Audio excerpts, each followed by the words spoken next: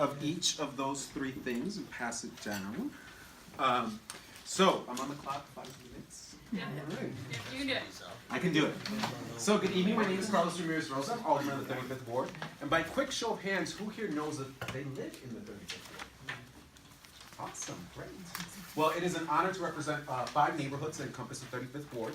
Avondale, where I live, Logan Square, Albany Park, Irving Park, and Hermosa. In these handouts that I'm passing out, and you only need 25 copies because the last time I was here was before you all were filming meetings, and there were a lot less people, which is really good to see a lot more people. So maybe share with your neighbor. But you have some quick facts. So in Avondale over the last year, we've seen an increase in home values of 6.5%. The number of public infrastructure projects that we have funded in the portion of Avondale that's in the 35th Ward, which is roughly bounded by Diversey, Kedzie, Addison, and Central Park on the west, has been 17, with more on the way, given that we just completed our last cycle for budgeting. And then the number of public zoning meetings, many of which we've held in conjunction with A&A, have been 5 since I've taken office. So we have some quick development highlights. Shortly after I took office in May of 2015, we had First Ascent, the rock climbing company on Spalding, just south of Addison, come to me and say, we need your help seeing this project completed. We need your help with the city to figure out what's really going on in terms of permitting. So we were able to work with them. They opened up in September of 2015, just shortly after I took office. And then other problems started happening. So for example, they had an issue with parking. So that stretch of Spalding just south of Addison used to be really industrial. There wasn't any business that was going to be open late at night with patrons coming to it. And so there was a parking restriction to keep people from doing funny-duddy business on that section of Spalding in the night that was preventing customers for First Ascent to park there. So we worked with them to cut through that government red tape, to remove those parking restrictions. We worked with the local police as well, and now their customers are able to park there. Portillo's, you have a rendering here. We had a great meeting. 60 people came out. Overwhelmingly, people supported the project. Portillo's was there. They announced that they plan to hire 120 people, about half full-time, half part-time, if I remember correctly. They also committed to $15 of living wage for their first-time hires, and they also committed to offer them benefit packages. So I'm accepting public comment through the end of our 2-week period per our community-driven zoning development process. And that is until 5 p.m. on Thursday, November 29th. So whether you live in the 35th Ward, whether you don't live in the 35th Ward, you have thoughts about this, you can email them to my staff as they pointed out. But this would be the third and final Portillo's here in the city of Chicago. We've also worked together to bring new apartment rental units to the 35th Ward. That's really where the market is at right now. That's really what developers are looking to build in the stretch of Avondale that I represent. So on Kedzie, we've seen new apartment buildings. We've seen new apartment buildings on Belmont go up. Belmont and St. Louis, right next to my home. They have a storefront there. That storefront was included in that building because of the feedback from A&A and from partnering and working together to make sure that the community was really empowered to have a say on zoning and development issues. On infrastructure, so as my colleague Ariel Roberts pointed out, every alderman every year gets $1.3 million to address infrastructure problems. This is our primary source of money to pave streets, to fix alleys, to do things like make pedestrian safety improvements, and the money does not stretch. And it's been the same since the program started in the 90s. So the price of resurfacing streets goes up and up and up every year. So what does that mean? We've had a cut in the amount of money that the city has to address infrastructure. So we got to figure out revenue. Right? So I've been fighting to make sure that we ask the biggest corporations, that we ask those folks who are getting tax breaks, and in many cases are getting corporate welfare, I've been asking them to pay their fair share, because I feel like homeowners, I feel like working class folks, middle class folks in the city of Chicago have just been paying way too much. Right? You can't get blood, right, from someone that you've just been taken from for a really long time, right? Thank you for enjoying my eccentricities. So, in the 35th Ward, what we do then is we say, okay, we got this pot of money, and we're going to turn it over to the residents to decide how they want to spend it. So one of the things that we were able to accomplish through that process is the pedestrian traffic island at Kimberly Wellington that some of you may have driven past recently. So that was a result of mothers at Avondale, Logandale School saying, we want to address pedestrian traffic safety in our community. They brought the proposal forward. We worked with them to workshop the proposal, get it through CDOT, and then the community voted to support it. And as a result of that, that pedestrian traffic island is there today. So those are just some quick infrastructure highlights. Can we get some of those over here? Sorry. Oh yeah, sorry. So a couple other things. The Belmont Blue Line stop, right? The mayor said he wanted to make that renovation I made sure that the community had a seat at the table and that they were talking about how we could make that a better project. That is scheduled to end December 31st. Unfortunately, we've still not yet been able to get a commitment that is firm from CTA as to how they're going to make that accessible. There are entirely too many train stops in the city of Chicago that do not have an elevator for our seniors, for our residents that are in wheelchairs. And so we are really pushing for that to move forward, but it's going to be a citywide solution that's going to be needed, and we're going to need lots and lots of money to get that done. Milwaukee Avenue, you all know that Milwaukee Avenue from Belmont to Logan is going to get a whole new streetscape. Has anyone gone to any one of those public input meetings? Yep. So the final public input meeting, as I'm sure you all know, is December 4th at Avondale Loganville School, and that's where they're going to roll out the proposal that's based upon all of the feedback that you all have given. In terms of Barry and Bernard, so I live right around there. Y'all have a letter right here that I sent to the Commissioner of Water and to the Commissioner of CDOT, where I said, hey, it's a mess. We got to finish this project real soon. The contractor is not doing that great a job. We got to move this forward. And so the commissioner responded very promptly and very nicely that the project would be completed by November 27th of this year. So we're really excited about that. That means whole new asphalt. They're finishing the curbs there right now. It's going to look real nice. I'm really excited for next spring because guess what? The Belmont Blue Line stop is going to be done. A lot of these new buildings that they're building are going to be done. Hopefully, maybe we'll be close to having the Portillos being done. The streets are going to be resurfaced. It's going to be a whole new neighborhood. And it's going to be really great because we're all going to benefit from these investments that are happening here. Is that just on Berry Street? Because I live right there as well, and it is a hot mess right now Yes. for parking. So Barry and Bernard will be completed by November 27th, and then they're going to go down Gresham later on. But those are the permits. This is part of a necessary project. They're replacing the 100-year-old sewer mains. So they did that right there at Barry and Belmont, where they dug that up. It was really big, it was 7 feet wide in diameter. Now they're going to do it also at, they're doing it right now at Milwaukee and Allen. They're going to finish that before Thanksgiving. So the commitment we have from them is that they're going to finish that closure right there in Milwaukee by November 21st, Wednesday. Last thing I'm going to say really, really quickly. The Belmont-Kedzie underpass. So we have an encampment of people that are homeless, that live there. I want to make something very clear. I view them as much as my residents as I view you all as my residents. Right? These are our sisters and brothers. These are our neighbors. These are fellow human beings. And so I've worked with the Chicago Coalition of Homeless. I've worked with the leadership of ANA. I've worked with the West Logan Square Avondale Block Club to figure out how we can address that situation. And so I want to uplift one of the things that Ariel mentioned. The city of Chicago needs to catch up with other cities when it comes to funding homeless services and when it comes to funding housing for homeless people.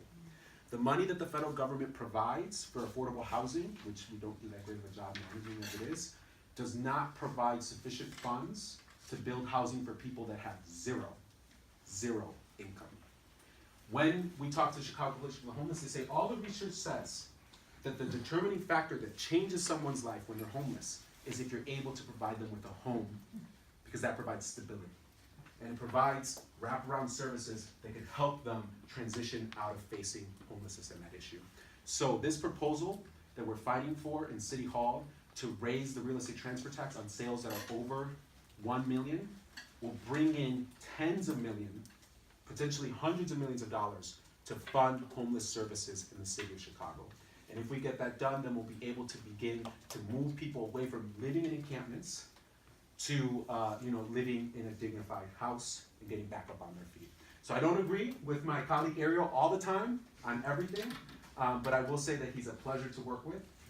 He is a consummate professional, and I know that he really cares about the community, and I know that's why both of us together support this real estate transfer tax proposal. But in the meantime, we're still working to address the issues that exist there. So we're working with the Chicago Coalition for the Homeless. We believe that in the coming days, people will move off of the sidewalk and into an area adjacent to the underpass that will allow people to walk down the sidewalk without being obstructed, but will continue to allow people to have that encampment because that's their home. And we also have to recognize that every human being has rights, and we have the Homeless Bill of Rights in the state of Illinois, and it's extremely important that we respect people's ability to live. So with that, Oh, last thing I'll say, I came here in an official capacity. I did not come here to talk about my reelection, but I am running for reelection. We submitted about 4,320 signatures today, all collected from likely voters in the 35th ward. We knock doors every single day. Right now, 76% of people saying absolutely yes, we support you for reelection. So I feel good about the next 4 years. I'm excited to continue serving you all as your humble servant. And I'm really excited to figure out how we can continue to move Avondale forward together. We're getting a lot of investment in infrastructure here right now. I think that's going to give us a really good foundation to then move forward with things like what we would like to see happen on Belmont Avenue in terms of development. But the great thing is that you know with me that the community has the final say. And that there's not going to be someone in a back room cutting deals, cutting checks, and then they get to decide what your community is going to look like for generations or for a lifetime. Right? We're going to decide that together. We've built a really good foundation right now. We've gotten all these infrastructure investments. They're going to be done real soon. And then next spring we get to look forward to determine what do we want the future of Avondale to look like. So thank you all so much for listening to me. And yeah, what are the questions? You mentioned with the homeless, the coalition, are you working with Human Services at all? Yes, so we work very closely with the Department of Family Support Services. They go out there and do outreach. One of the issues that we face is that a lot of the programs that exist right now, people aren't eligible for. So if they're a veteran, they'll be eligible for certain programs. A lot of times as well, there are individuals that are not US citizens. So there actually have been some folks that are Polish descent that are undocumented in the Avondale community. They cannot access a lot of those federal programs because they don't have a green card or birth certificate that says that they were born here. But DFSS does go out there and consistently do outreach. One of the things as well is that there actually are very few shelter beds in the city of Chicago. And most of them are earmarked for specific people, again, that meet certain criteria. So for example, if you're a veteran, if you're a woman, if you have children with you, right? And so one of the shelters that does have beds that are open to anyone actually has consistent issues with bed bugs, with cleanliness, with staff that are abusive. A lot of them force you to participate in religious services that a lot of people don't want to participate in. And so that's why a lot of people say, you know what, I'm not going to go to that shelter with bed bugs where they're going to wake me up at 6 a.m. in the morning, so you got to pray with me now. Instead, I'm going to, make my shelter here. Yeah. I've got about 2 questions actually. So first and foremost, if you look at the taxes, why is it the city council never seems to offer an alternative? You just quoted a 6.5% increase in property values.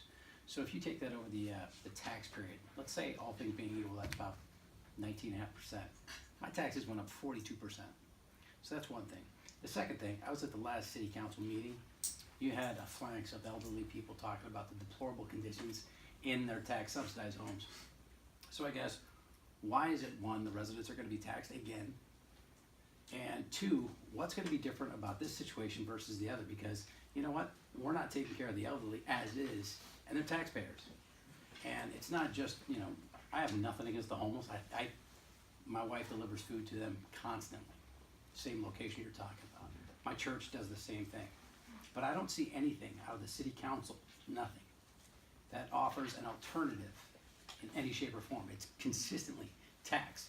As constituents right now, we pay 41 different taxes. At what point do you folks get it together and offer alternatives?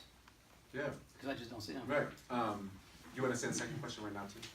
Well, it's part and parcel. There's the one and the same. One, Okay. why are the taxes going up so much when I'm Gotcha. paying 42% new taxes and my property value, if all things are being consistent, is up 19.5%. So that's 1. 2, how are we going to take care of these new housing complexes that are going to come out of our taxpayer dollars? Well, we can't take care of the elderly now. Sure.